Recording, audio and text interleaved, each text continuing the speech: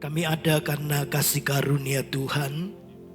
Kalau Tuhan tidak topang kami dengan anugerah-Mu, maka kami tahu perjalanan kami akan terseok-seok. Di tengah-tengah tekanan dunia hari-hari ini kami perlu bergantung kepada Tuhan. Kami perlu tinggal di dalam Kristus, karena kami tahu hanya Kristuslah satu-satunya penolong yang setia. Engkau Tuhan yang mengasihi kami. Engkau Tuhan yang terus berbicara kepada kami. Engkau Tuhan yang mau menuntun kami. Karena itu kami mau buka hati kami untuk belajar dari firman-Mu. Tuhan mengajar kami dengan firman-Mu. Dan kami akan menjadi pelaku-pelaku firman Tuhan.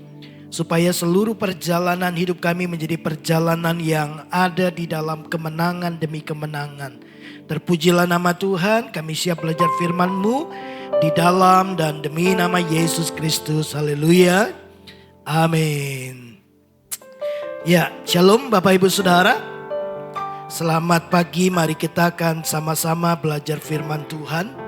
Nah Bapak Ibu yang dikasihi oleh Tuhan, ini minggu terakhir dari bulan Juli. Dan tema kita adalah Deeper in Gospel, Stronger to Shine. Saya berharap bahwa kehidupan kita benar-benar menjadi kehidupan yang memberi dampak, bersinar, ya, yang menuntun banyak orang kepada kebenaran. Nah, baik Bapak Ibu Saudara, kalau 2 minggu di bulan ini kita banyak belajar dari seorang anak gadis tawanan, ya, di negara Aram, di rumah Naaman. Nah hari ini saya ingin mengajak kita untuk belajar juga dari 3 orang Ibrani, orang Israel yang juga ditawan dan ada di Babel. Ya, dan tentu kisah ini kisah yang sudah sangat familiar buat Bapak Ibu Saudara, yaitu kisah tentang Sadrak, Mesak, dan Abednego. Nah Bapak Ibu yang dikasihi Tuhan, mari kita akan sama-sama belajar. Oke, nah kalau Bapak Ibu suka judul, saya mau bicara tentang iman yang tidak terbakar. Bagaimana berdiri teguh di tengah tekanan kompromi dunia. Nah kita akan belajar dari 3 orang muda tawanan Babel, ya, Sadrak, Mesak, dan Abednego. Kita tahu mereka itu kemudian diancam untuk mereka ini harus menyembah kepada patung yang kurang lebih 30 meter yang dibuat oleh Nebukadnezar. Dan mereka diancam kalau mereka tidak menyembah patung yang dibuat oleh Nebukadnezar, mereka akan dibuang kemana Bapak Ibu? Ke dalam perapian yang menyala-nyala. Dan sudah tahu pasti bahwa masuk ke perapian yang menyala-nyala itu terpanggang dan akan mati di dalamnya. Nah ini sebuah kisah pengalaman di dalam perjanjian baru yang menurut saya masih relevan dan sangat relevan dengan kehidupan kita di masa sekarang ini. Dan ini bisa menjadi sebuah refleksi, perenungan yang kuat ya, untuk merenungkan seberapa dalam iman kita kepada Tuhan. Bapak Ibu, kita ini sering berpikir begini ya, bahwa tantangan terbesar orang Kristen baik di masa lalu maupun di masa sekarang itu adalah penderitaan fisik yang luar biasa ekstrim. Ya, pada masa-masa ISIS waktu itu, wow, orang berpikir tantangan kekristenan adalah penderitaan, aniaya, ditangkap kemudian digorok lehernya, mati karena iman. Nah Bapak Ibu yang dikasih oleh Tuhan, tapi hari ini saya ingin mengajak kita untuk melihat satu kebenaran yang kita akan sama-sama bedah, yang sama-sama kita pelajari, dan ini akan menunjukkan sesuatu yang berbeda buat Bapak Ibu Saudara, ya. Nah, tahukah saudara bahwa ancaman terbesar di zaman modern kita hari-hari ini bukanlah ancaman fisik secara langsung atau ancaman maut, ya, melainkan sebuah tekanan yang senyap, ya, hening, ya, hampir-hampir tidak terdengar, hampir-hampir tidak terlihat oleh orang lain. Kebohongan-kebohongan kecil yang kemudian kita kerjakan terus-menerus, ya. Dan itu adalah sebuah penyangkalan iman Kristen, ya, yang seharusnya Alkitab berkata kalau iya, katakanlah iya. Kalau tidak, katakanlah tidak. Tapi dunia selalu berkata begini, kebohongan-kebohongan kecil itu mah kebohongan suci, kebohongan putih. Ya, nggak apa-apa bohong sedikit-sedikit. Nah, kita ada dalam ancaman-ancaman yang halus seperti itu, tapi kita sudah bergeser dari kebenaran. Ya, itu tidak mengancam nyawa kita, tapi jelas bahwa menghantar kita kepada sebuah penyimpangan hidup kekristenan yang diharapkan oleh Tuhan. Dan itu bukan gaya hidup murid Kristus, ya. Dan tekanan-tekanan hidup yang sehari-hari, ya, yang membuat kita kompromi dalam banyak hal. Nah, Bapak Ibu yang dikasihi oleh Tuhan, coba kita perhatikan bahwa patung emas zaman sekarang ini tidak lagi terbuat dari logam, ya, tidak seperti patung emas yang tingginya 30 meter yang memaksa saudara dan saya harus sujud menyembah. Tapi jangan salah Bapak Ibu Saudara, bahwa berhala emas zaman sekarang ini begitu nyata, ya. Ada yang namanya popularitas. Ya, orang mengejar popularitas, orang ingin dihargai, orang ingin menerima pengakuan-pengakuan. Sehingga apa Bapak Ibu? Ini kemudian memaksa saudara dan saya untuk tampil oke di mata orang lain. Sehingga kita pakai segala cara untuk bisa diakui oleh orang lain. Ya, maksa pakai barang-barang yang mahal, yang branded. Tujuannya apa? Supaya orang memberi pengakuan, supaya kita dikenal baik, supaya kita dikenal oke hidup kita. Nah, itu berhala-berhala yang kita nggak sadar telah menggeser arah hidup kita, telah menggeser apa yang menjadi pengejaran hidup kita. Apalagi, Bapak Ibu, uang, ya. Banyak orang kemudian menjadi hamba uang, diperbudak uang, bangun pagi sampai sore sampai malam kerja, kompromi dengan nilai-nilai yang nilai-nilai kebenaran. Kita berani berbohong, lakukan pekerjaan-pekerjaan yang curang, yang penting cuan. Yang penting dapat uang, yang penting saya kaya. Sehingga hati nurani sudah tidak didengarkan lagi. Ya, kita tahu bahwa ini salah, kita tahu ini bertentangan dengan hukum, kita tahu ini tidak sejalan dengan prinsip firman Tuhan. Tapi kemudian kita abaikan. Uang kemudian mengatur hidup kita. Ya, apalagi jabatan. Ya, kalau punya jabatan merasa lebih terhormat. Sehingga apa? Kita kemudian mengabaikan hati nurani kita. Kita kemudian berpikir begini, yang penting bos senang. Lakukan aja apa yang bos senang supaya aku dapat jabatan, supaya aku mendapat perhatian yang lebih dari bos. Nah, Bapak Ibu, hal-hal yang semacam ini itu terjadi sehari-hari dalam kehidupan kita. Ya, penerimaan sosial. Bapak Ibu tahu enggak, dunia di sekitar kita itu jarang banget kemudian memaksa saudara ya untuk langsung membuang iman kita itu 100%. Enggak, ya. Enggak langsung seperti itu. Itu bukan cara kerja dunia. Itu bukan cara main mereka. Ya. Dunia itu hanya minta kita sedikit saja kompromi, sedikit saja kompromi, ya. Kayak ada sebuah bisikan halus di telinga kita yang berkata gini, udah nggak apa-apa, ikut arus aja, nggak apa-apa. Semua orang juga gitu kok. Yang penting cuan, yang penting dapat untung, yang penting kita senang, yang penting dapat promosi, yang penting kemudian semua mengarah pada kepentingan diri sendiri, semua mengarah kepada keuntungan diri sendiri. Lalu kita mulai mengabaikan prinsip firman Tuhan. Bapak Ibu yang dikasihi oleh Tuhan, suara halus itu berkata, udahlah, gak usah terlalu fanatik. Udah jadi orang Kristen ya udah, ke gereja ya ke gereja, ya nggak usah terlalu fanatik. Bapak Ibu, suara-suara seperti itu kemudian mengalihkan iman kita. Jadi kita nggak sesuai dengan apa yang Tuhan mau, kita mulai menyimpang ke kiri, kita mulai menyimpang ke kanan. Demi apa? Demi pemuasan kita. Demi apa? Untuk mendapatkan pengakuan orang lain. Demi apa? Untuk mendapatkan penerimaan orang lain. Kita sangat takut ditolak. Nah Bapak Ibu, patung emas yang sejenis ini justru sembunyi rapi di balik budaya-budaya kebiasaan sehari-hari kita. Dan kita tidak tahu bahwa kita sudah teralihkan, bahwa kita sudah mulai kompromi. Ya, ndak doa, ndak apa-apa. Ndak baca firman, ndak apa-apa. Yang penting saya tetap percaya Yesus. Ya, bahkan ada orang yang berkata begini, udahlah, yang penting percaya Yesus, masuk surga, di pinggiran surga juga nggak apa-apa. Nggak di kotanya nggak apa-apa, nggak di pusatnya nggak apa-apa, di pojokan sana nggak apa-apa. Yang penting masuk surga.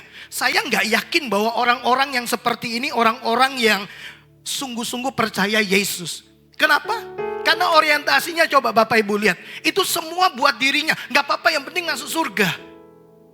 Nggak ada sungguh-sungguh hati yang betul-betul begini, komitmen sama Yesus. Loh, coba kata-kata gini, yang penting masuk surga, di pinggiran juga nggak apa-apa. Nggak perlu radikal, nggak perlu fanatik, nggak perlu sungguh-sungguh sama Tuhan. Cukup percaya Yesus masuk surga. Saya percaya. Saya nggak yakin orang ini benar-benar percaya kepada Yesus. Ketika orang-orang Yahudi percaya kepada Yesus, Yesus kemudian menantang mereka. Kalau kamu tidak tinggal dalam firman-Ku, dan kamu tidak saling mengasihi, kamu bukan murid-muridku. Jadi orang percaya dituntut kemudian harus tinggal di dalam firman, lakukan firman. Itu murid. Yang lihat Yesus naik ke surga itu murid Kristus. Betul? Nanti yang lihat Yesus turun juga adalah murid Kristus. Karena hanya murid saja yang mau jadi seperti Yesus. Orang percaya, orang Yahudi tidak mau jadi seperti Yesus. Kalau saudara bukan murid, saudara tidak akan mau menjadi seperti Yesus. Karena murid itu, ini orientasi murid, pencapaian murid, target murid itu cuma satu. Menjadi seperti gurunya. Jadi kalau kita murid Kristus, maka kita akan mau menjadi seperti Yesus. Tapi kalau kita cuma ngaku orang percaya, belum tentu kita murid. Karena murid mendengar untuk melakukan. Orang percaya yang ngaku percaya Yesus, dengar belum tentu melakukan.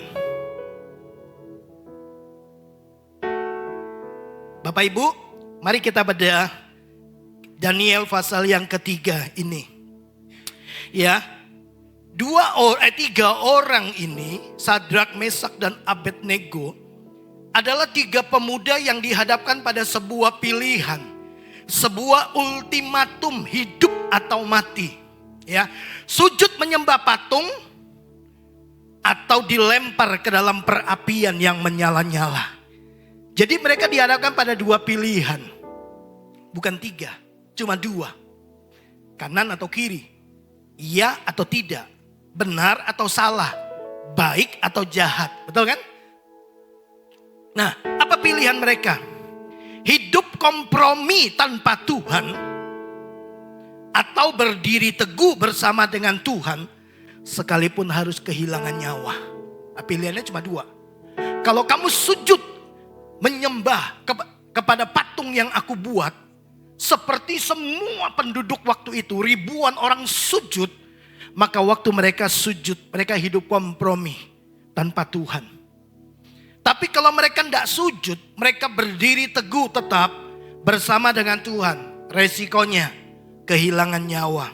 Nah, Bapak Ibu, saudara tahu enggak apa yang paling menakjubkan dalam kisah ini? Ya, saya percaya Bapak Ibu sudah baca kan kisah ini, Sadrak, Mesak, dan Abednego. Nggak usah dibaca karena cukup panjang. Tapi nanti ada beberapa ayat yang saya akan coba munculkan. Nah Bapak Ibu, yang paling menakjubkan dalam kisah ini adalah bukan sekedar mereka ini selamat dari api. Kita tahu kan? Kemudian api dinyalakan sampai 7 kali. Mereka dilempar masuk dan mereka tidak mati. Ya. Jadi yang paling menakjubkan tuh bukan mereka tidak mati di dalam perapian itu. Tapi ada sesuatu yang lebih besar lagi yang perlu menjadi perenungan kita. Kenapa mereka masih punya keberanian untuk tetap berdiri sementara ribuan orang di samping kiri kanan mereka itu sujud menyembah kepada patung. Hanya 3 orang ini aja yang tetap berdiri, tidak sujud menyembah kepada patung ketika seluruh alat musik dibunyikan. Mereka tidak menyembah. Ribuan orang di sekitar mereka menyembah kepada patung. Apa yang membuat keberanian mereka ini luar biasa. Nah, kekuatan seperti ini ternyata Bapak Ibu sudah terbentuk jauh sebelum api perapian itu dinyalakan. Iman mereka sudah terbentuk. Bukan tiba-tiba. Iman mereka bukan menjadi kuat ketika api datang. Iman mereka sudah kuat sebelum api itu datang. Nah, hari ini kita mau menggali dan menarik beberapa pembelajaran Bapak Ibu. Apa alasan yang paling fundamental yang membuat iman Sadrak, Mesak, dan Abednego bisa tetap berdiri teguh di balik desakan kompromi pada waktu itu, bahkan plus ancaman nyawa. Kenapa mereka masih bisa tetap tegak berdiri, iman mereka tuh tidak goyah. Nah, kita akan lihat Bapak Ibu. Nah, alasan yang pertama, yang paling fundamental, yang membuat iman mereka itu tidak goyah adalah begini. Mereka memiliki identitas yang tidak bisa dibeli oleh dunia. Mereka punya identitas yang tidak dapat digoyahkan oleh dunia. Iman mereka tercacak kuat, tertanam kuat dalam identitas di dalam Allah Israel. Kalau kita di dalam Kristus Yesus Tuhan. Nah, perhatikan ayat ini Bapak Ibu, perhatikan. Dikatakan demikian, ada beberapa orang Yahudi. Ya, saya kasih warna yang berbeda. Ada beberapa orang Yahudi yang kepada mereka telah tuanku Nebukadnezar berikan pemerintahan atas wilayah Babel, yakni Sadrak, Mesak, dan Abednego. Orang-orang ini tidak mengindahkan titah tuanku, ya Raja. Mereka tidak memuja dewa tuanku dan tidak menyembah patung emas yang telah tuanku dirikan. Bapak Ibu perhatikan kalimat ini. Orang-orang Yahudi. Jadi mereka ini dikenal sebagai orang-orang Yahudi. Nama mereka, asal usul mereka, identitas mereka sebagai orang Yahudi itu disebutkan lebih dulu sebelum jabatan mereka. Ya, jadi identitas mereka lebih kuat daripada jabatan duniawi mereka. Ya Bapak Ibu, mereka hidup di Babel, tapi hati mereka tidak teralihkan dari Tuhan. Meskipun secara fisik mereka tinggal di Babel, di pusat kebudayaan Babel, ya, mereka tetap mengerti identitas mereka di dalam Tuhan. Nah, Bapak Ibu perhatikan, mereka itu diberikan nama yang baru, Sadrak, Mesak, dan Abednego. Ya, Hananya, Misael, dan Azaria, itu nama Ibrani mereka. Nah, mereka diberi nama baru itu punya tujuan Bapak Ibu. Jadi Nebukadnezar memberi nama baru dari satu budaya penyembah berhala. Ya, tujuannya sederhana. Selalu begini, orang-orang yang ditawan itu kemudian dikasih identitas baru supaya mereka lupa dengan identitas mereka yang lama. Ya, dan kemudian mereka hidup dengan identitas baru mereka. Jadi strategi pertama Babel untuk menguasai mereka adalah mencoba menghapus identitas mereka dengan nama kafir. Kasih nama Babel, tapi itu nampaknya tidak berhasil. Ya Bapak Ibu, nah saya mau Bapak Ibu coba perhatikan ya, nama dari mereka. Kita tahu ada 4 orang, salah satunya adalah Daniel. Ya, Bapak Ibu perhatikan, Babel mencoba menghapus identitas mereka, namun makna nama Ibrani mereka membuktikan identitas yang melekat pada Tuhan. Jadi orang Ibrani itu tahu bahwa nama akan menunjukkan identitas, nama akan menunjukkan pekerjaan, nama akan menunjukkan hal-hal yang akan mereka hidupi. Makanya kasih nama anak itu jangan cuma pikir keren tok. 3 anak nama saya, itu saya bergumul berdoa. Dan punya tujuan, punya arah, punya nilai. Ya, dari semua anak-anak saya. Dan saya melihat bagaimana mereka menghidupi nama mereka. Jadi tidak sembarang, pokoknya keren. Ya, lalu cari di Google, oh nama ini Hensan, ini namanya artinya menurut bahasa Belanda misalkan begitu. Oh artinya ini, lalu kita ambil itu. Bapak Ibu, kitalah yang menetapkan nama dan tujuan. Namanya mungkin bisa sama, tapi pesannya itu bisa berbeda. Nah, mari Bapak Ibu perhatikan, Daniel, Bapak Ibu lihat, artinya gini, Allah adalah hakimku. Itu sebabnya Daniel berani berdiri di depan Raja Nebukadnezar. Dia tidak takut bahwa Tuhan itulah yang menghakimi hidupnya dan bangsanya. Ya, Hananya, Yahweh adalah pengasih. Misael, siapakah yang seperti Allah? Azaria, Yahweh adalah penolong. Nah, semua nama mereka itu punya identitas Allah Israel. Ada Elohim. Ada Yahweh. Ya, Daniel, Hanaya, Misael, Azaria. Selalu melekat kepada Allah Israel. Ya. Nah Bapak Ibu yang dikasih oleh Tuhan. Nah 4 nama asli mereka ini diberikan oleh orang tua mereka. Selalu mengandung nama Allah Israel. Ini menunjukkan begini. Sejak masa kecil mereka, sejak lahir, identitas mereka sudah melekat kepada Allah Israel yang hidup.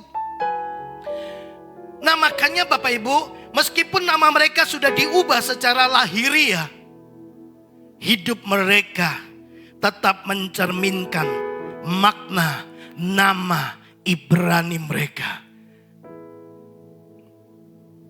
Jadi setiap kali mereka berkata Daniel itu langsung tahu Allah adalah hakimku. Tuhanlah yang memutuskan hidupku. Tuhanlah yang berdaulat menentukan segala sesuatu. Jadi ngerti Bapak Ibu. Ya, nanti kita akan lihat Bapak Ibu. Jadi dengan kata lain, nama bagi mereka itu adalah sebuah doa. Nama bagi mereka adalah sebuah pengakuan, deklarasi iman mereka yang ditanamkan sejak lahir, dan hidup mereka membuktikan bahwa identitas sejati mereka itu melekat kepada Allah Israel dan tidak bisa digantikan, tidak bisa digoyahkan, tidak bisa dibeli oleh dunia. Makanya mereka tidak kompromi dengan yang namanya kebenaran, apalagi yang namanya menyembah kepada Allah Israel, harus kepada Allah Israel. Bapak Ibu, Babel bisa mengubah nama mereka di atas kertas. Tapi Babel tidak bisa mengubah identitas mereka. Siapa mereka sebenarnya di mata Tuhan. Dalam dunia kerja, saudara murid Kristus, orang Kristen, pengikut-pengikut Yesus. Orang lain kerja tidak jujur. Saudara tahu, saudara, identitas kita, saya orang Kristen, orang yang dapat dipercaya. Saya akan kerja jujur, saya akan membangun hubungan yang benar di hadapan Tuhan. Saya akan membangun integritas saya dalam pekerjaan, soal waktu, soal uang, soal kebenaran. Saya tidak akan dibeli oleh dunia ini. Saya duta-duta kerajaan Allah, amin. Ya. Kita ini warga negara kerajaan surga. Makanya Paulus dalam surat-suratnya dia berkata gini, kita ini cuma pelancong. Kita ini cuma datang mampir, berkemah. Nanti kalau kemah kita dibongkar, kita kembali ke rumah kita yang asli. Ya, ada yang mau selama-lamanya di dunia ini? Enggak kan? Beberapa orang berkata, Pak Gem doakan saya. Aduh, saya sudah enggak tahan. Saya pengen pulang ke rumah Bapa di surga. Saya sudah siap kapanpun. Saya juga bilang, saya juga sudah siap. Tapi antriannya belum sampai. Nggak kelihatan, nomornya di belakang, nggak bisa lihat. Ya kan? Saya coba cek di saya punya akte lahir. Cuma ada tanggal lahir, nggak ada tanggal matinya. Jadi belum ada tekenannya. Belum tahu. Tapi saya siap. Tapi belum waktunya. Selama belum waktunya, berarti itu waktu kesempatan masih Tuhan kasih buat saya untuk berkarya. Nah Bapak Ibu yang dikasih oleh Tuhan, seluruh identitas mereka itu melekat kepada Allah. Mereka tidak hidup berdasarkan apa? Jabatan di kerajaan. Betul? Mereka dapat kepercayaan loh. Ya. Mereka tidak hidup berdasarkan apa lagi? Masa depan yang terjamin. Berdasarkan apa lagi? Kenyamanan. Tapi berdasarkan hubungan mereka dengan Tuhan. Nah pertanyaannya Bapak Ibu, kenapa mereka bisa seperti itu ya? Tadi yang saya bilang, jauh sebelumnya mereka sudah membangun identitas mereka. Identitas mereka sudah ditetapkan sejak mereka lahir. Bahwa mereka adalah kepunyaan umat dari Allah Israel, Allah yang hidup. Kalau Bapak Ibu baca Daniel 1, Bapak Ibu tahu kan? Keempat ini sudah mulai belajar menolak berkata tidak ketika disodorkan makanan raja. Mereka bilang gini, kami makan sayur-sayuran saja. Kami tidak mau makan dari makanan yang dipersembahkan kepada berhala. Ya, nah mereka tidak mau. Mereka menetapkan hati. Ya, waktu diuji mereka 10 kali lebih bijaksana dari semua orang-orang pintar pada waktu itu. Nah orang yang tidak bisa berkata tidak kepada makanan di meja makan, tidak akan bisa berkata tidak kepada dapur api. Iman besar itu lahir dari kesetiaan-kesetiaan kecil. Kalau kita tidak setia dalam perkara kecil, Yesus bilang apa? Tidak mungkin setia dalam perkara yang besar. Tidak mungkin. Kalau tidak setia dalam perkara yang kecil, tidak mungkin dipercayakan perkara yang besar. Nah iman yang besar lahir dari kesetiaan yang kecil. Bapak Ibu inilah kekuatan Injil. Injil bukan hanya mengubah tujuan hidup kita. Injil mengubah identitas kita. Ya. Dunia itu selalu menilai identitas kita. Dunia berkata nilaimu itu, nilai hidupmu itu ditentukan oleh penghasilanmu, oleh prestasimu, oleh gelarmu, oleh jabatanmu, oleh penampilanmu. Makanya kemudian supaya kita diterima oleh dunia, kita kejar itu semua. Betul enggak Bapak Ibu? Ya kan? Penghasilan, kita mau penghasilan kita besar gitu ya.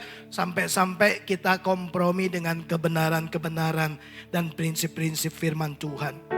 Prestasi, orang tua sekarang itu sedih kalau lihat nilai anaknya itu anjlok.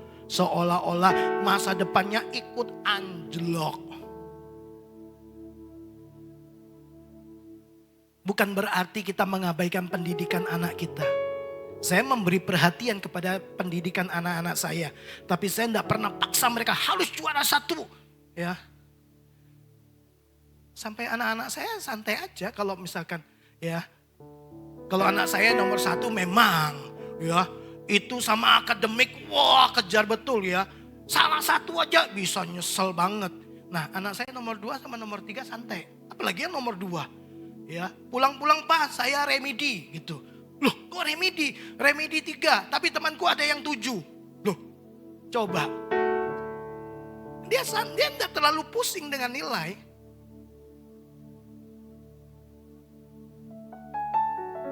Karena masa depan anak saya bukan ditentukan oleh nilai.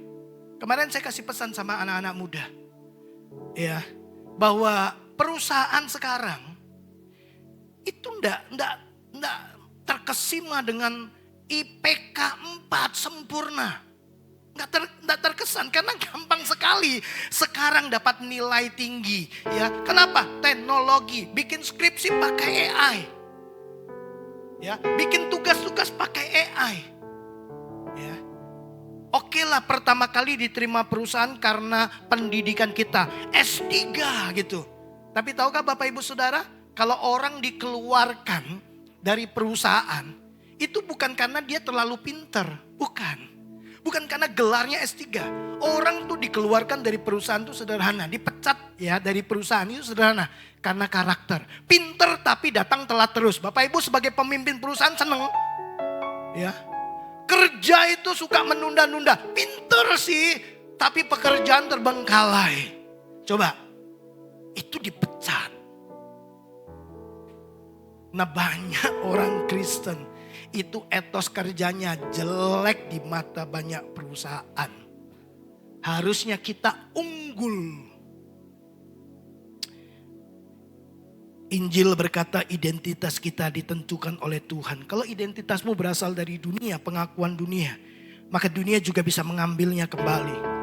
Tapi kalau identitasmu ada di dalam Kristus, bahkan api pun tidak bisa membakarnya. Nah Bapak Ibu, coba tanyakan sama diri kita sendiri. Siapa saya? Ketika semuanya hilang. Pekerjaan hilang. Uang habis. Tidak ada lagi orang memuji saudara. Apakah saudara masih tahu siapa saudara di dalam Tuhan? Bahwa saudara tetap anak Allah. Bahwa saudara tetap orang yang dicintai oleh Tuhan.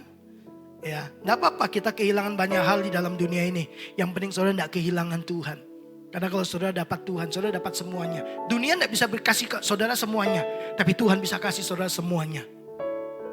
Karena langit, bumi dan segala isinya. Itu milik Tuhan.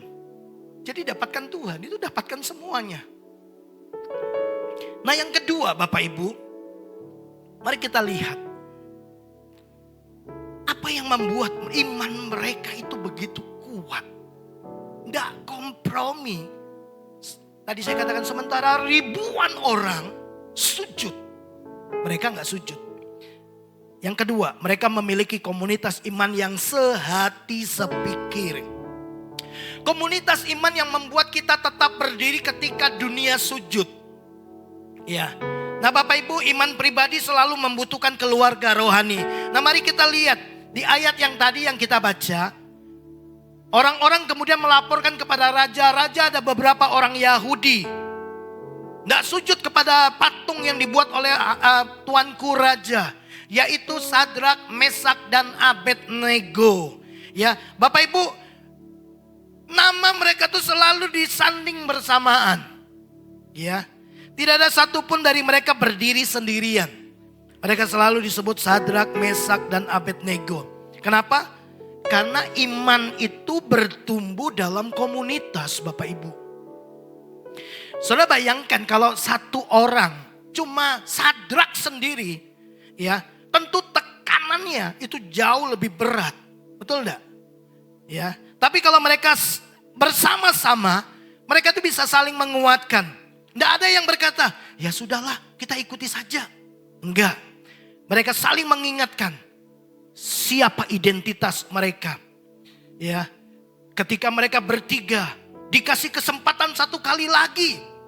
Ya sama Nebukadnezar, kalau kamu sudah dengar suara bunyi-bunyian itu, udahlah sujudlah menyembah. Dan kau selamat. Lalu Misael bilang begini, Hananya. Waktu dia dengar namanya Hananya, dia langsung ingat. Ya, bahwa Allah adalah Tuhan yang memberikan anugerah. Allah itu adalah pengasih. Dia ingat. Waktu Hananya bilang begini, Azaria langsung tahu. Allah adalah penolong. Jadi waktu namanya disebut, itu langsung mengingatkan mereka kepada Allah Israel. Misael. Dia langsung tahu gini. Siapakah yang seperti Allahku. Sebut namanya saja, mereka saling menyebut nama. Itu telah memberikan mereka kekuatan. Itu mengingatkan tentang karakter Allah mereka. Bapak Ibu yang dikasih oleh Tuhan, kita itu membutuhkan komunitas yang benar. Ya, ada dua jenis komunitas. Komunitas yang pertama adalah komunitas yang menarik saudara menjauh dari Tuhan. Yang cuma ngomong begini, udahlah gak apa-apa lah, gak doa malam gak apa-apa, gak saat teduh gak apa-apa. Udahlah, yang penting kita sukacita. Yang penting happy, yang penting kita bahagia. Gak ibadah gak apa-apa. Besok juga masih ada hari Minggu. Besok masih ada hari Minggu, nah besok kita masih ada gak? Bagaimana kalau hari terakhir kita kemudian menyangkali Tuhan lewat perbuatan kita, lewat pernyataan kita, ternyata kita nggak sungguh-sungguh percaya Yesus. Nah, lalu kita meninggal, selesai kita di dalam kekekalan, terhilang selama-lamanya. Tapi ada komunitas yang kemudian mendorong saudara semakin dekat sama Tuhan. Yuk dekom yuk. Ayo ikut doa. Udah sip belum? Udah baca firman Tuhan belum? Kamu dapat renungannya apa? Terima kasih buat orang-orang yang masih mengingatkan saudara. Itu komunitas yang sehat. Bukan komunitas yang justru mendorong saudara jatuh ke dalam dunia. Pertanyaan penting Bapak Ibu. Siapa yang paling banyak membentuk cara berpikir saudara dan cara hidup saudara setiap hari? Media sosial. Itu bisa membentuk cara berpikir kita loh. Ya. Atau teman-teman tongkrongan kita yang kita tahu bahwa nilai-nilai hidupnya mereka tuh tidak sama dengan nilai-nilai prinsip kerajaan Allah. Siapa yang paling kuat membentuk hidup saudara? Atau komunitas orang percaya yang benar-benar dorong saudara untuk sungguh-sungguh sama Tuhan. Bapak Ibu jujur saja, tidak ada iman yang sehat tanpa komunitas yang sehat. Tidak ada. Pergaulan yang buruk merusak kebiasaan yang baik. Betul? Paulus bilang kan, pergaulan yang buruk merusak kebiasaan yang baik. Sudah punya kebiasaan baik, tapi komunitasnya buruk, itu terpengaruh. Satu keranjang jeruk bagus semua, taruh satu saja yang busuk. Ya kan busuk semua ya lama-lama. Mempengaruhi orang jadi punya perilaku yang tidak baik, itu gampang. Mempengaruhi orang untuk hidup benar, itu tidak gampang. Ya kan Bapak Ibu, gembala-gembala dekom, ya nggak gampang. Yuk ikut dekom yuk, susah. Yuk doa yuk, susah. Yuk main padel yuk, oke. Makan sate belengong yuk, oke. Ya. Nonton, siap. Kapan? Ke Guci yuk, berendam. Ada waktu untuk itu. Apa lagi? Ngopi bareng yuk. Jam berapa bro? Saya siapkan waktu. Ikut doa malam yuk. Aduh aku ada janji. Aduh pekerjaan belum selesai. Aduh jemuran belum diambil. Aduh belum setrika. Aduh. Coba jujur Bapak Ibu. Ya kan? Kita kan orang Kristen. Ya kan? Hari Minggu ibadah. Seminggu sekali. Nah yang di seberang sehari 5 kali. Datang menjumpai Tuhannya. Dan itu setia. Masa kita kalah? Bapak Ibu yang dikasih oleh Tuhan. Jadi carilah orang-orang yang berani menarik saudara. Ketika pas saudara mulai goyah. Terima kasih buat mereka. Karena Tuhan pakai mereka untuk ingatkan kita. Yuk ibadah. Orang tua aja suruh anak-anak ibadah aja susah. Karena kadang-kadang orang tua juga diajak gembala dekomnya juga susah. Jadi nurun. Papa aja doa aja. Kadang-kadang doa, kadang-kadang enggak. Suruh saya doa. Mari kita bercermin dengan hal ini. Kecil komprominya Bapak Ibu. Tapi sudah menyimpang. Itu tidak tepat sasaran. Alkitab berkata hamartia. Dosa. Yakobus bilang ini, kalau kamu tahu kamu harus berbuat baik, tapi kamu tidak melakukannya, kamu berdosa. Sesederhana itu dosa. Menyimpang. Kompromi. Ya enggak Bapak Ibu, mengajak orang untuk aktif hal-hal rohani, susah kan? Susah enggak? Susah. Gembala-gembala dekom kadang-kadang datang sama saya, Pak. Ada yang datang cuma 4 gitu. Loh, gak apa-apa 4. 5.000 aja Yesus pergi, gak apa-apa kok. Yesus cuma 12. Ya kan?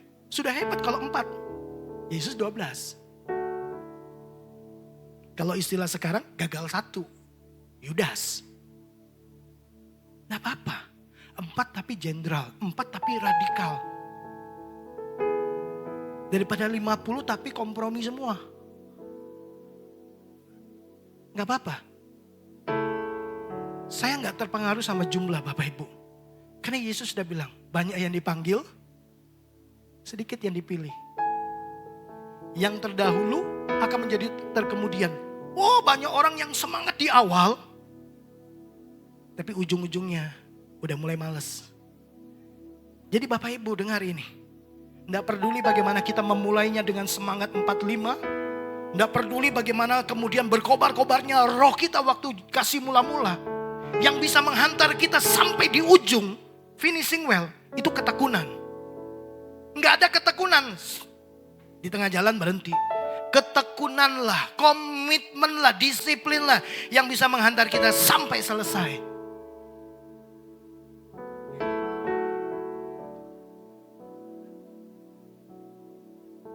Saya berharap saudara menjadi murid Kristus, tidak cuma jadi orang Kristen. Ada yang bilang gini, Pak Gembala kalau khotbah marah-marah, keras banget gitu. Loh, makanan keras itu untuk orang dewasa. Bapak Ibu mau dikasih minum susu terus? Nanti kayak jadi boboho. Gemuk gitu. Jalannya lambat. Makanan keras untuk orang yang dewasa. Terima kasih ada di tempat ini saudara, ditegur, ya, dinasehati. Supaya apa? Supaya saudara bertumbuh. Supaya nanti waktu Yesus datang saudara tidak ditolak. Dan Tuhan bilang gini, enggak kenal. Loh, KTP Kristen. Ya, makanya yang meninggal tolong bawa KTP supaya bisa kasih jelaskan, saya KTP Kristen. Ya, kalau perlu surat baptis masukkan. Tuhan, surat baptis GBI Duta Kerajaan gak dipakai. Tuhan lihat hati. Amin. Nah, bangunlah komunitas yang saling mengingatkan, saling mendoakan, saling menegur, saling menguatkan. Karena iman pribadi membutuhkan keluarga rohani. Saudara punya keluarga rohani, saudara akan kuat. Ada yang bisa nasihati saudara. Berikutnya Bapak Ibu, apa yang kita bisa ambil sebagai sebuah pembelajaran? Ketaatan mengalahkan kenyamanan. Bapak Ibu, mereka berkata begini. Ya Tuanku Raja, Allah yang kami sembah sanggup melepaskan kami. Tapi seandainya tidak, hendaklah Tuanku Raja ketahui, kami tetap tidak akan menyembah patung yang Tuanku Raja buat. Apa respon Raja? Raja marah besar, api dinyalakan 7 kali lipat. Tapi disinilah iman mereka benar-benar diuji. Ya, lihatlah Bapak Ibu sebuah pernyataan iman yang paling luar biasa. Allah kami sanggup melepaskan kami. Tapi seandainya tidak, kami tetap tidak akan menyembah patung emas Tuanku. Inilah kedewasaan iman. Mereka percaya Allah sanggup melakukan mujizat. Tapi namun ketaatan mereka tidak bersyarat pada hasil. Mereka enggak paksa Tuhan harus tolong mereka. Ketaatan mereka semata-mata karena Allah layak ditaati. Titik. Nggak ada tambahan. Ini puncak iman mereka. Mereka percaya Tuhan sanggup. Tapi mereka nggak memaksa Tuhan untuk memberikan hasil seperti yang mereka mau. Mereka taat bukan karena hasilnya Bapak Ibu. Tuhan tolong, Tuhan nggak tolong, mereka akan tetap taat. Ketaatan mereka karena Tuhan layak untuk ditaati. Titik, nggak ada tambahan lagi. Nah, perhatikan urutannya. Ya, bukan Tuhan pasti menyelamatkan, enggak. Tapi Tuhan sanggup. Lalu, kalaupun Tuhan tidak melakukan, kami tetap tidak menyembah patung itu. Kami tidak akan kompromi. Tapi banyak orang loh, semua lakukan loh. Enggak. Yang lain tidak pakai helm, saya tetap pakai helm. Nah, kena loh lagi yang tidak pakai helm. Orang Kristen, Bapak Ibu kita ini duta kerajaan, kita ini jadi saksi, kita jadi contoh loh bagi masyarakat. Gak apa-apa, saya ulang-ulang sampai bertobat. Loh kalau gak bertobat itu, Yesus saja berita pertama, bertobatlah. Hasilkanlah buah sesuai pertobatan. Nuh yang lain gak pakai helm, kita juga gak pakai helm, sama. Sama-sama kompromi, sama-sama gak takut Tuhan. Cuma takut sama polisi. Coba begitu razia, pakai helm, saya heran juga. Ya kan? Begitu ada tulisan razia, loh langsung pakai helm. Takut sama polisi, takut duit hilang. Herannya enggak takut sama Tuhan. Yuk bertobat yuk rame-rame. Jadi contoh buat kota ini. Kalau kita nggak jadi contoh, mereka mau contoh siapa Bapak Ibu? Yang lain buang sampah sembarangan, kita jangan buang sampah sembarangan. Jadi contoh yuk. Biar kita punya kesaksian. Ya. Mereka tidak menyembah Tuhan karena mujizat. Mereka menyembah Tuhan karena Allah layak untuk disembah. Nah, ada dua jenis iman Bapak Ibu. Iman transaksi. Aku taat supaya diberkati. Loh itu transaksi Bapak Ibu. Tuhan aku mau taat. Yang penting diberkati. Kalau doa dijawab aku percaya. Kalau tidak dijawab aku gak yakin. Kalau mujizat datang aku akan setia. Kalau hidup nyaman aku akan ikut Tuhan. Itu iman yang transaksi Bapak Ibu. Selalu fokusnya hasil. Iman sejati aku tetap taat meskipun hasilnya tidak seperti yang kuinginkan. Ini kekuatan Injil. Yesus sendiri taat sampai mati. Ketaatan bukan selalu jalan termudah, Bapak Ibu. Sekali lagi, ketaatan bukan selalu jalan yang termudah, tapi selalu jalan yang terbaik. Amin, Bapak Ibu. Ya. Nah, ada sebuah realitas masa kini yang menurut saya cukup menampar kita kalau kita renungkan sungguh-sungguh Bapak Ibu. Nah, coba Bapak Ibu lihat ini. Ada sebuah akar terselubung dari sebuah kegagalan iman. Nah, banyak orang gagal itu bukan karena penderitaan, tapi karena kenyamanan. Ya, banyak orang percaya gagal bukan karena penderitaan yang terlalu berat, melainkan karena kenyamanan yang terlalu membuai. Ya, kenyamanan ini memiliki daya bius. Lebih baik kehilangan kenyamanan duniawi daripada kehilangan hadirat Tuhan. Ini yang diajarkan oleh Sadrak, Mesak dan Abednego. Nah, kita enggak. Banyak orang Kristen enggak berani seperti itu. Kita enggak mau kehilangan kenyamanan. Kita enggak mau kehilangan pengakuan dan penerimaan dunia. Bapak Ibu, kenyamanan itu pintar banget loh menipu kita. Ya, kenyamanan tuh bikin kompromi yang kecil terasa sangat masuk akal dan wajar. Ya. Nah, kalau hari-hari ini Tuhan sedang meminta kita untuk mengampuni, untuk hidup jujur, menolak korupsi, jaga kekudusan, melayani dengan setia. Bapak Ibu, semuanya itu tidak nyaman. Ya. Tapi justru disitulah imanmu terbentuk dan bertumbuh.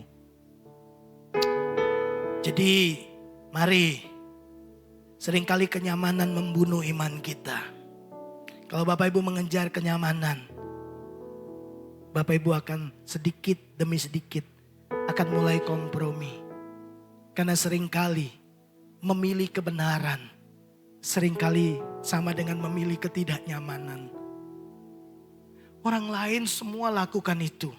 Ya enggak apa-apa lah, kita mau coba sedikit-sedikit kompromi. Bohong dikit-dikit enggak apa-apa, curang dikit-dikit. Kalau enggak curang gimana bisa cuan? Bisa Bapak Ibu. Ya. Ini beng-beng harganya berapa? 8.000. 5.000 ya, enggak bisa. Ya. 7.000, alah modalnya aja enggak segitu. Padahal modalnya 7.000. Misalkan begitu. Ya kalau enggak bisa bilang aja, udah enggak bisa, enggak usah bilang modalnya enggak cukup lah, inilah alasan. Padahal itu bohong. Katakan saja sejujurnya. Nah kadang-kadang kita enggak mau, takut enggak cuan, bohong dikit-dikit. Ini kompromi yang kecil-kecil. Tapi hati nuranimu pelan-pelan diredupkan. Suara batinmu tidak lagi bersuara. Kita kemudian menjadi sama dengan dunia. Karena kita takut kehilangan kenyamanan. Bapak Ibu yang terakhir. Belajar dari Sadrak, Mesak dan Abednego. Ananya, Misael dan Azaria. Kesaksian iman yang mengubah dunia. Menjadi terang di tengah api. Bapak Ibu coba perhatikan ini. Mujizat terbesar di Babel bukanlah padamnya api perapian. Mujizat terbesarnya adalah gini, runtuhnya kesombongan Raja Nebukadnezar. Bapak Ibu, apa yang terjadi setelah mereka dilemparkan ke dalam api? Nah biasanya kita fokusnya begini, mereka tidak terbakar, betul? Ya, fokusnya kan begitu, mereka tidak terbakar. Ada 4 orang di dalam perapian itu. Nah kita fokusnya itu. Bapak Ibu. Nah mujizat terbesar itu bukan api padam. Bukan mereka nggak terbakar. Mujizat terbesar itu tadi. Ada pada hati Nebukadnezar yang berubah. Yang sebelumnya sombong. Arogan banget. Tapi kemudian Raja kafir ini berkata. Terpujilah Allah. Allahnya Sadrak, Mesak dan Abednego. Kenapa? Karena dia melihat langsung iman yang nyata dan hidup. Melihat langsung sebuah peragaan iman. Bapak Ibu mereka tidak butuh mimbar untuk berkhotbah dulu. Betul? Nggak ada mimbar untuk mereka berkhotbah. Tubuh dan nyawa mereka yang bertahan di dalam api. Itulah khotbahnya. Itulah beritanya. Mereka tidak paksa orang percaya. Tapi mereka menunjukkan siapa Allah mereka. Melalui hidup mereka. Wow. Apa Ibu lihat? Mereka tidak berdebat. Mereka cukup menunjukkan siapa Allah mereka melalui hidup yang tidak bisa dibeli. Kadang Tuhan tidak menghindarkan kita dari api. Karena justru di sanalah dunia melihat siapa Allah kita.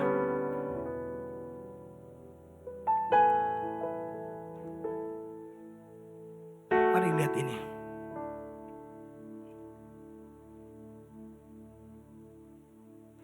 Injil tidak pernah menjanjikan kehidupan yang kebal terhadap api pencobaan atau penderitaan. Tapi Injil menjanjikan sesuatu yang jauh lebih baik. Kehadiran Kristus secara mutlak di tengah-tengah api tersebut. Yesus menemani umatnya di titik paling kelam. Penderitaan yang paling menyakitkan. Kristus hadir. Nebukadnezar melihat ada satu sosok yang nampaknya seperti anak dewa. Penuh kemuliaan. Dan itu adalah kehadiran prainkarnasi Kristus. Yang kemudian namanya disebut Immanuel, Tuhan beserta kita. Bapak Ibu yang dikasih oleh Tuhan. Bukankah ini yang dilihat oleh Nebukadnezar? Jadi ingat, saudara tidak akan pernah dibiarkan sendiri di dalam api. Saudara, dunia tidak membutuhkan lebih banyak orang Kristen yang pandai ngomong. Dunia membutuhkan orang Kristen yang hidupnya membuktikan Injil. Bapak Ibu, api justru menjadi panggung kemuliaan Tuhan. Kadang Tuhan tidak menghindarkan kita dari api. Tadi saya bilang justru di sanalah dunia melihat siapa Allah kita. Jadi apa maknanya untuk kita hari ini? Waktu kita di rumah, waktu kita di kantor, waktu kita di sekolah, waktu kita di pekerjaan. Biarkan hidup saudara menjadi Injil yang dapat dibaca oleh semua orang. Karena orang mungkin tidak baca Alkitab Bapak Ibu. Tapi mereka membaca kehidupan saudara setiap hari. Ini yang saya mau simpulkan. Sadrak, Mesak, dan Abednego tidak pernah berniat menjadi terkenal. Enggak. Mereka hanya ingin tetap setia kepada Tuhan. Tapi kesetiaan mereka membuat seluruh kerajaan melihat kemuliaan Tuhan. Mereka bertahan karena satu. Mereka memiliki identitas yang berakar di dalam Tuhan, bukan pada dunia. Identitas mereka gak bisa dibeli, gak bisa goyah oleh tawaran dunia. Gak kompromi. Mereka bertahan karena mereka berjalan bersama dengan komunitas iman yang saling menguatkan, sehati sepikir. Tetap setia. Mereka memilih ketaatan sekalipun harus kehilangan kenyamanan dan mempertaruhkan nyawa. Mereka membiarkan iman mereka terlihat sehingga dunia mengenal kemuliaan Allah. Bapak Ibu, lihatlah, ini yang menjadi pesan buat kita kan. Terang di luar hanya bisa sekuat akar di dalam. Bapak Ibu, kalau di sini bilang apa sih? Kalau saya bilang center. Center ya. Center itu terangnya, itu sangat dipengaruhi oleh baterai yang ada di dalamnya. Kalau baterainya kecil dayanya, maka pancaran sinarnya itu juga kecil. Tapi kalau baterainya dayanya gede, maka cahaya yang dipantulkan juga terang. Betul Bapak Ibu? Dipengaruhi apa yang ada di dalam. Nah sama Bapak Ibu. Kalau kita berakar pada Injil, pada prinsip firman Tuhan. Pengenalan yang mendalam akan identitas kita di dalam Kristus. Saya anak raja, saya anak Tuhan. Saya orang benar, saya orang kudus. Ya, maka saudara kemudian akan memantulkan ya ketaatan yang tidak tergoyahkan, kesaksian yang mengubah lingkungan sekitar. Karena apa? Karena saudara ada dalam dukungan komunitas iman. Jadi kalau dua hal ini, pengenalan identitasmu kuat, saudara ada dalam komunitas yang kuat, maka keluarnya saudara akan punya ketaatan yang kuat. Karena saudara ditopang oleh saudara yang lain. Tetap percaya Tuhan pasti membela kita. Ya, nah. Saudara punya kesaksian yang bisa mengubah lingkungan sekitarnya. Jadi apa yang ada di dalam dirimu ini, hatimu, nilai-nilai dan prinsip hidupmu, itu mempengaruhi cara hidupmu, cara pikirmu, cara membuat keputusan, caramu bertindak. Bapak Ibu, dunia tidak langsung percaya sama berita Injil yang kita sampaikan. Tapi mereka sulit menyangkal Injil. Yang mereka lihat lewat hidup saudara yang setia.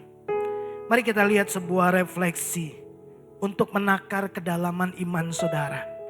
Ya, sebuah refleksi yang jujur. Nah, Bapak Ibu, coba tanyakan pada diri Bapak Ibu saudara. Kita akan coba lihat beberapa refleksi. Kelihatan ya Bapak Ibu? Apa patung emas zaman ini yang paling sering menggoda saya untuk berkompromi dan menggeser Tuhan? Apakah identitas saya lebih ditentukan oleh Kristus atau oleh pencapaian, pekerjaan, atau penilaian orang? Kalau apa yang saudara punya sekarang, pekerjaan, uang, pengakuan dari orang-orang itu tiba-tiba hilang, siapakah saudara?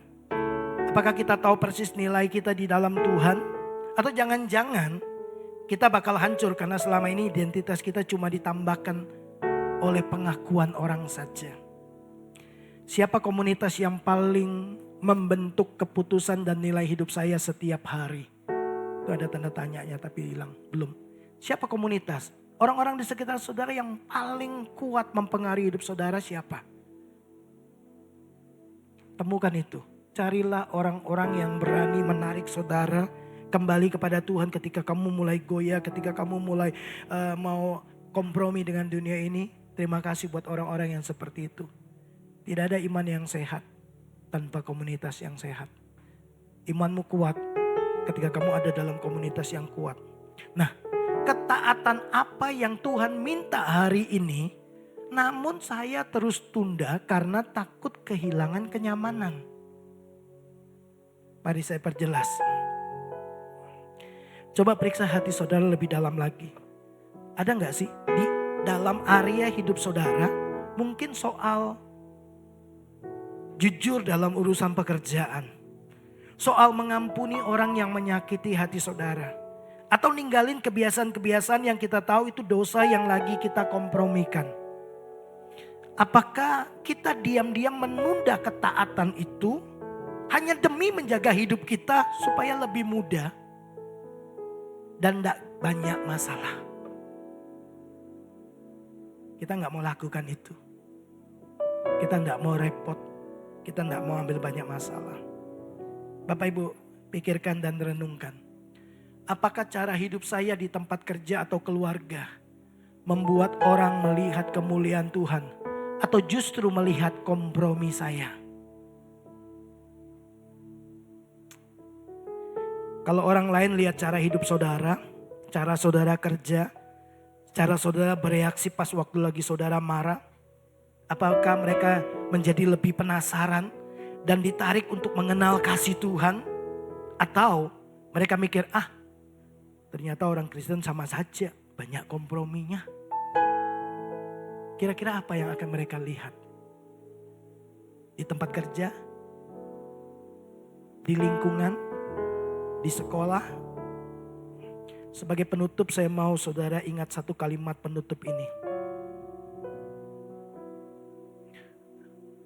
Ujian atau api tidak pernah menciptakan iman. Api hanya menyingkapkan di mana iman kita selama ini tertanam. Api hanya menyingkapkan. Masalah itu hanya menyingkapkan siapa kita sebenarnya. Padang gurun itu hanya mengungkapkan siapa kita yang sebenarnya. Semakin dalam kita berakar di dalam Kristus, semakin terang kita bersinar di tengah gelapnya dunia. Bapak Ibu, jadikan pertanyaan terakhir untuk Anda renungkan sepanjang minggu ini. Ketika api pencobaan menghampiri saudara secara tiba-tiba, apakah dunia akan melihat kompromi kita? Atau mereka bakal melihat Tuhan yang berjalan bersama dengan kita di dalam api dan kita tetap bersinar. Potret saja ini menjadi bagian yang paling lengkap dari semua yang saya sampaikan kepada Bapak Ibu Saudara. Supaya Bapak Ibu Saudara tetap bisa merenungkan kebenaran-kebenaran firman Tuhan sepanjang minggu ini. Kiranya Tuhan memberkati kita. Jadilah orang percaya yang punya iman, yang tidak bisa ditekan oleh dunia untuk kita kompromi terhadap prinsip-prinsip firman Tuhan. Mari kita bangkit berdiri bersama-sama Bapak Ibu, kita naikkan satu pujian.